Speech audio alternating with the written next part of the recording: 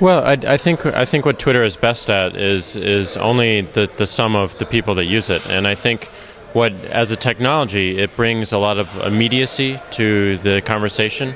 It allows people to interact in real time, and it allows a great mass of people to interact and report from wherever they are and whatever they're doing. So I think that really engages people in a way like never before. So you can be out witnessing something, you can be out helping someone, you can be in a hall of government and just talk about what you're seeing, what you're experiencing, and other people read that in real time, and that may inspire them to act on their own, and that may inspire them to blaze ahead on matters that are important to them. So I think a tool like this just allows people to immediately get into something that they're interested in and then share it, and that sharing aspect gets more and more people interested and gets more and more people engaged. And I'm really, really excited about what technologies like this can do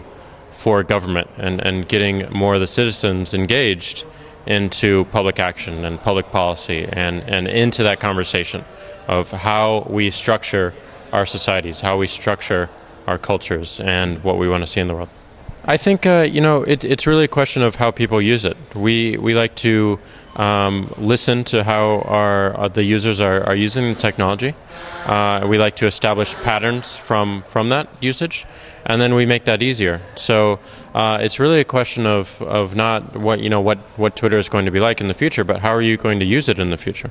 Yeah. What are you going to make of it? Right. I mean, we could add a bunch of features, and we could add things that make it very interesting in this day and age. But are those sustainable features? Are those things that really last the long haul, last the test of time?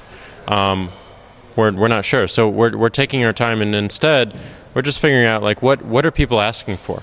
What do people need to make this a better experience for them? To make a communication better. That's what we build, and that's what we make easier. And that, I think, is really the genesis of Twitter as well. Is that we notice that this behavior exists. People want to share updates in real time, and want to fire them off. So we built an application around that, and that's where we are today. I think it's fantastic because my favorite aspect of Twitter is when it sparks interaction, face-to-face interaction, when it sparks conversation. So I love seeing that people are getting together and using this as a spark, and then talking about their lives, not talking about Twitter, but talking about what's important to them, what they experience during the day, or how long they've been living in town, or what they do. I think that's fascinating. I think it brings us all closer, and I would love to see more of it.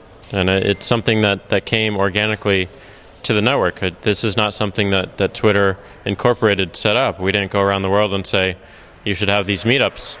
People just started get together, and they started to form these meetups and organizations by themselves. And that's the most inspiring thing to me, is that people can do that, and they will do it because they desire it so much.